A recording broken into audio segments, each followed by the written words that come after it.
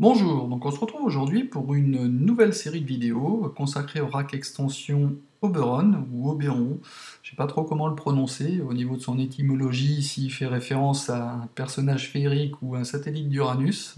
Je le prononcerai à l'anglaise, donc à savoir Oberon, même si ce rack extension est développé par la société Svork, qui est une société française, je tiens à le souligner, parce que c'est pas souvent qu'on rencontre des développeurs français.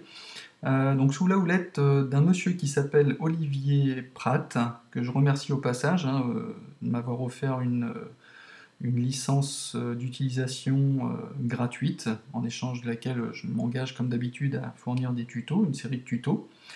Donc avant de vous donner mes premières impressions sur ce rack extension, je vais vous présenter brièvement le parcours un peu atypique de ce concepteur aux multiples facettes, si je puis dire. Euh, Olivier Pratt donc a un parcours orienté aussi bien image que son, qui sont ses deux passions. Il a travaillé donc dans le monde du jeu vidéo en tant que développeur de rendu 3D, de rendu audio spatialisé, ingénieur en recherche et développement dans les domaines de réalité virtuelle.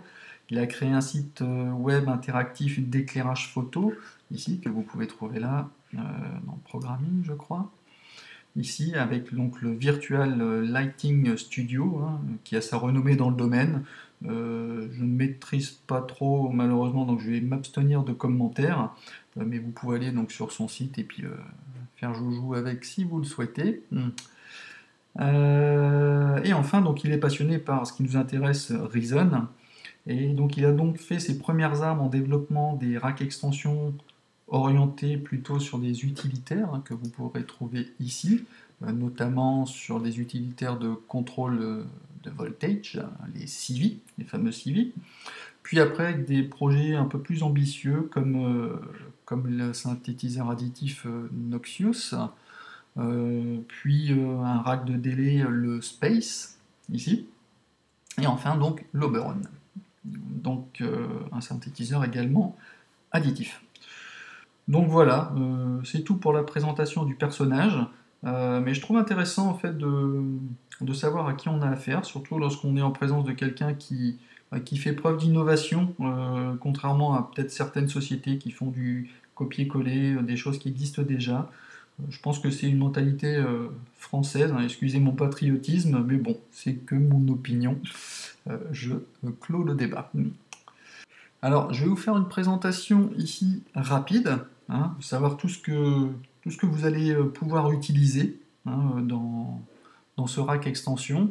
Donc, ça va être surtout des courbes et encore des courbes, aussi bien pour des enveloppes que pour les ondes, que pour les filtres.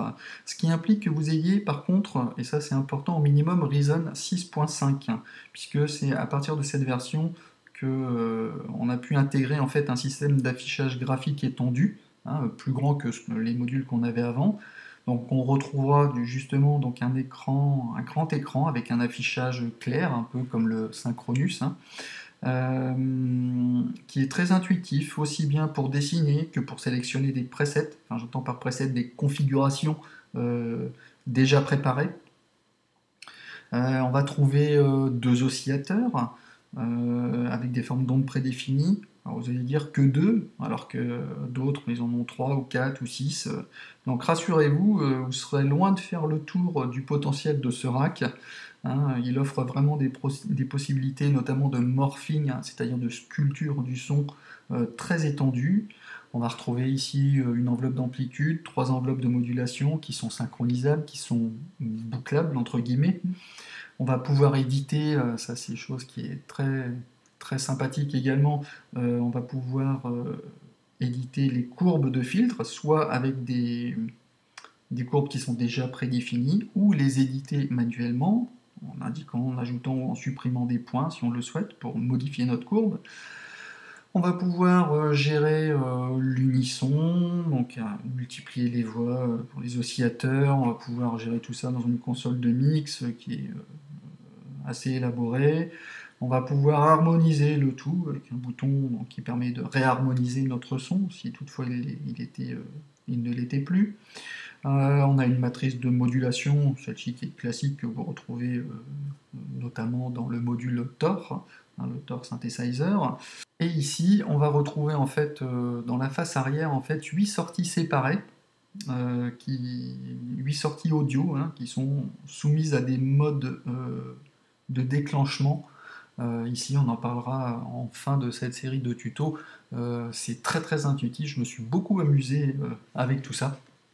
Enfin voilà, en gros, je ne vais pas trop en parler puisqu'on va voir tout ça en détail, c'est juste pour que vous ayez une idée vraiment de ce qu'on peut faire, de ce qui change. Donc, ce rack Oberon, il est au prix donc de, ici, de 99 €. Alors vous allez me dire, c'est cher, certes, d'autant plus que moi je l'ai eu gratuitement, je ne l'ai pas payé, mais franchement, après l'avoir trituré dans tous les sens pendant une semaine, je vous dirais que je me suis fait plaisir, mais vraiment plaisir. Et pourquoi? Tout simplement parce que ce rack extension est étonnant dans le sens où il est accessible aussi bien aux sound designers, je ne suis pas professionnel, mais je commence à connaître quand même un peu le sujet depuis le temps que je m'y penche, mais également aussi aux novices qui n'y connaissent rien et qui peuvent faire en fait des sons incroyables rien qu'en tournant des boutons ou en dessinant des courbes. Ou en créant d'autres aléatoirement, comme si vous alliez faire un loto-flash. Je ne sais pas si c'est le bon exemple, mais vraiment c'est très intuitif. Et en fait, tout ça, quelle est la finalité de tout ça? C'est que on va pouvoir arriver à créer en fait des sons qui sont très sympas avec ce rack extension. Et je me suis surpris moi-même à plusieurs reprises de partir sur une idée, par exemple, de conception sonore, en suivant des protocoles bien établis de sound designer, et puis là, j'ai bougé une courbe, ou un partiel, ou une torsion, on y reviendra plus tard, et là, en fait, je suis parti sur tout autre chose. Je vais vous donner un exemple très factuel. Dernièrement, là, j'ai créé un son de type, un synthé type pad, et puis là, j'ai bougé le bouton Motion, qui sert à, ici, le bouton Motion, je ne sais pas si on le voit, voilà, celui-ci, qui sert en fait à faire bouger en fait la forme d'onde, on y reviendra plus tard également, et je me suis retrouvé en fait propulsé dans les murmures des zombies de la série de Walking Dead, et j'étais mort de rire, et sans plaisanterie de ma part. D'ailleurs, je vais vous donner un petit exemple des quelques sons que j'ai pu créer depuis le début de la semaine. Alors, ce sont tous des sons qui ont été créés directement avec l'Oberon, pas de rack d'effets supplémentaires, c'est que du pur Oberon. Je vous donne un petit exemple et après on revient pour la fin de cette présentation.